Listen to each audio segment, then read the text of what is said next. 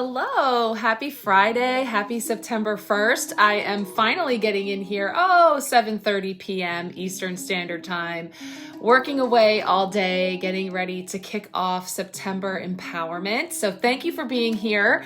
I thought I'd pull some cards for the weekend and give you a sneak peek at the September altar. I am just getting ready to tune in for the September Empowerment Packs.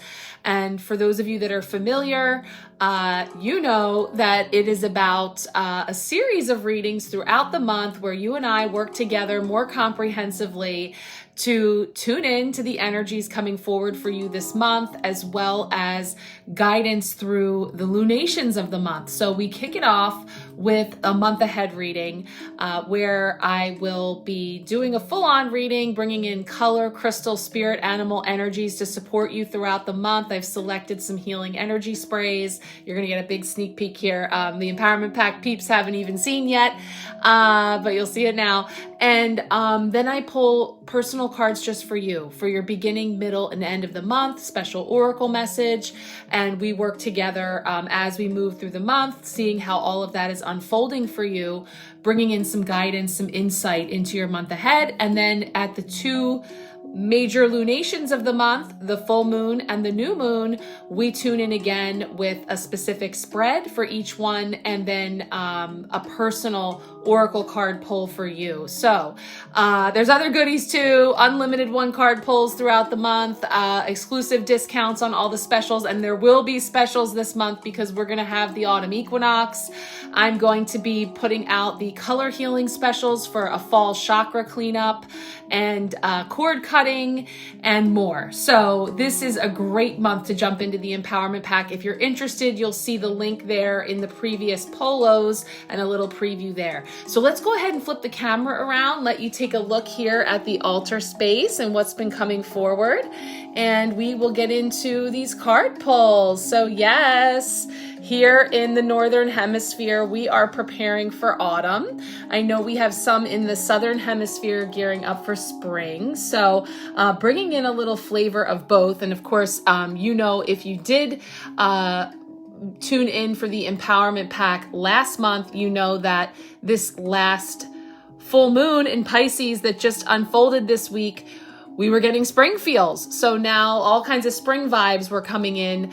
And now we take a look here at preparing for change. And so we've got the elements of change coming in here with the elementals, and a little sneak peek here at some of the color, crystal, and spirit animal energies. So let's just see too, we're going to get to preview this beautiful deck. It's a brand new deck that I just got. And it is, when I get it right, the Raven's Dream Tarot by 𝗦𝗘𝗣𝗧𝗘𝗠𝗕𝗥. And she has an amazing body of work all around the crow, as well as Guardians of the Night and other beautiful oracle and tarot decks. So I'm a huge fan and I'm really excited to dive in. That's the deck that we're going to be using all month. And actually I'm going to start shuffling because this is brand new and I need to start getting some energy put in here, because we're going to set an intention for this weekend, Friday, Saturday, Sunday, maybe a little inquiry into what we need to know, to do, and be as we move through this weekend. In the US, it is Labor Day weekend, so a lot of times people are taking it easy, having a long weekend perhaps, maybe doing some barbecues and cookouts and other leisure activities to sort of wind down summer and gear up for back to school. I know a lot of people are already back to school, but my kids head back to school next Tuesday. And we've got a super busy weekend. So as a matter of fact, unfortunately, I won't be doing the live on Sunday night because we do have an invitation to a barbecue and I won't be home.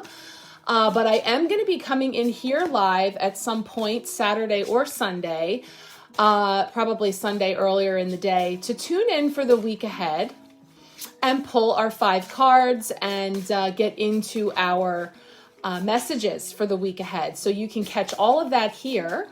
And you can also have your usual personal card pull if you'd like to request a personal card pull for the week ahead. I will actually do it right here for you and send you a private message on Marco Polo with a card pull for you. So feel free to either give me a quick reply when I do the week ahead card pull, or you can send me a message any other way. Whatever works best for you.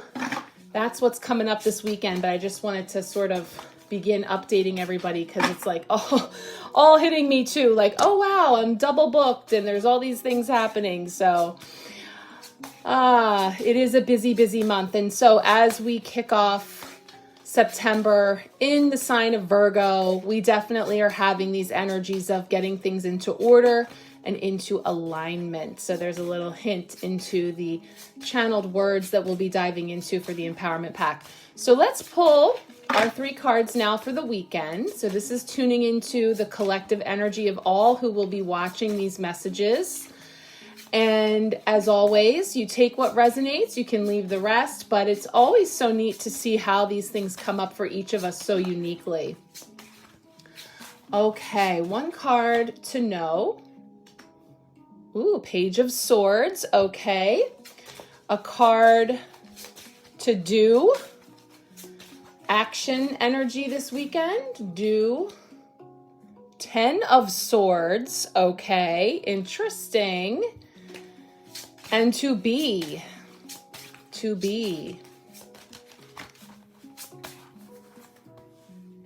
The World, wow, that is gorgeous. Okay. So let's take a look at these one at a time, see what's coming forward. So we've got the, oh my gosh, I opened up right to it in the book too, because I want to see her unique interpretations as well as I feel into these cards. So let's pull up our Page of Swords. So this is to know this weekend. Wow, look at that. So with the raven energy, I think there's going to be a raven depicted on every card, at least one. But there's so much nature speaking here in the bird kingdom. We see a nest, we see a full moon. And so the swords suit, of course, is the air element. So air element brings us into the crown chakra. It brings us into our thoughts, our ideas, being in the head, logic, and such. And so with that, the pages are considered the messengers of the tarot, bringing in messages in the sign that they are in. So here, really feeling into the energies of air element, which is sort of like curiosity, exploration, and they're also very youthful energy. So this can have to do with young people, children in your life, that you could be spending time with children this weekend, or being around a very youthful energy. But it also speaks to like a novice energy. So just beginning something, setting out on something, being new at something, but it really has a genuine curiosity and exploration, just looking for knowledge. And actually that gives me school vibes as well. The Page of Swords is my student. So definitely a lot of school feels, and that's not just for kids, a lot of adults, I've been talking about this, are going back to some sort of program, attending classes, workshops, continued education of some kind. So I'm definitely feeling that for a lot of people. And, it's a card that's about new ideas and plans, particularly some that involve communication and intellectual pursuits, or the search for the truth. And that's because the air element also applies to the throat chakra. So really speaking and communicating. So there's an air of, pun intended, of communication, of connection there. Really having maybe some of those aha ideas, a spark of inspiration. And I would say that could even be following this full moon in Pisces we just had. It was so heavy. I'm not going to mince words. I mean, many of us, myself included, were really feeling the depths and the heaviness of this moon. And even though it was full super moon, which means extra illuminated, and it was huge and beautiful last night here, the actual night that the full moon peaked, on Wednesday here, it was very cloudy and overcast, so we couldn't see it. However, last night it was just spectacular and nearly full. And, despite all of that, some things still remain illusory or murky because of that Pisces energy. And so as we're coming out of that now, even though we still have a lot of other things at play here with retrogrades, Mercury retrograde is affecting everything, communications, technology, travel, all those usual things. Venus retrograde still almost finished though. Actually, it will end over this weekend. I believe it's the 3rd to the 4th that she will station direct. So that is coming to an end. So what I'm actually feeling here to know is that some clarity could be coming along for people, some aha, some getting clear on things as well. Things that involve communication and intellectual pursuits, the search for the truth. And so it suggests a time where you are thinking clearly, you're making new plans, and you're excited by new ideas. Yes, this is the turning of the wheel. This is the shift into a new month, coming up on a new season. We're in a new phase with the moon. And so we're feeling that new energy and we're feeling inspired. So there's an inspiring energy here too. Communication and expression, again, maybe having some reprieve where those things have been challenged and having some clarity there as well. Mental energy and alertness, it can symbolize, feeling a little bit more mentally agile and prepared, ready to tackle any intellectual or communicative challenges that come your way. So maybe feeling like you're a little bit better on your game, a little bit on point. Now, of course, if this is challenged in any way, it'll sort of be like the opposite of that, where you're maybe feeling like you're stumbling over your words or you're having trouble getting it all out. Or it can sometimes feel like we're speaking a different language to others when we're not connecting there in communication. And again, children. So there's an aspect of that too with kids and dynamics at home in the nest, that type of energy where it can certainly be impacted in either direction. So very interesting. And actually, this is going to really connect with the next card, which was to do, because these are the subsequent. So the 10 of Swords is the card that comes just before the Page of Swords. And this came up as to do, the masculine yang energy. What do we have here? Some yellow jackets, I guess. But beautiful symbolism. I think I'm seeing, again, this is my first time getting to explore these cards as well. I'm kind of feeling like a snake energy here. And we see the raven kind of flying off, but all of these bees coming in here. And this is actually a raven. Oh, wow. I don't know if you guys saw that. It took me a sec. So you see that this is actually a raven who's down and out, down for the count, because they've been stung by all of these bees. Very, very beautiful take on the traditional, which does feature a person who is literally stabbed in the back by 10 swords, like down and out, down for the count. So when we talk about do, I would say for sure, do allow yourself some time to rest. Like I said, be inspired by Labor Day in the US anyway, of a time to really take some time off, gratitude for the labor movement, this idea of hard work, but also it's so necessary for us to have downtime and play. Because if we push ourselves to the absolute limit, inevitably we do know what happens there, and, we can get stung. We make ourselves very vulnerable to when we are exhausted or when we're running not at full capacity, potentially there's some potential there for some stinging energy. But I want to see what MJ says about this, because I love this take. So it says, in its dream, the raven found itself journeying through an ominous forest alongside its mate when they inadvertently encountered a hostile swarm of yellow jackets. Aware that the aggressive swarm could not pursue both birds simultaneously, the raven's mate proposed that they diverge paths. At this moment, the raven discerned its mate's foresight. The path they had embarked upon was fraught with danger, a fact its mate knew all too well, and it had premeditated an escape route well before its lethal encounter. So it speaks to painful endings. The 10 of Swords represents a painful ending or a deep wound. This could be a betrayal, a disappointment, or a harsh reality that needs to be confronted. It also can speak to dramatic change or upheaval. So it's often associated with the end of a cycle because of that number 10, signifying the end of a cycle or a phase in your life. And this end can be painful, but it clears the way for a new beginning. Release and surrender.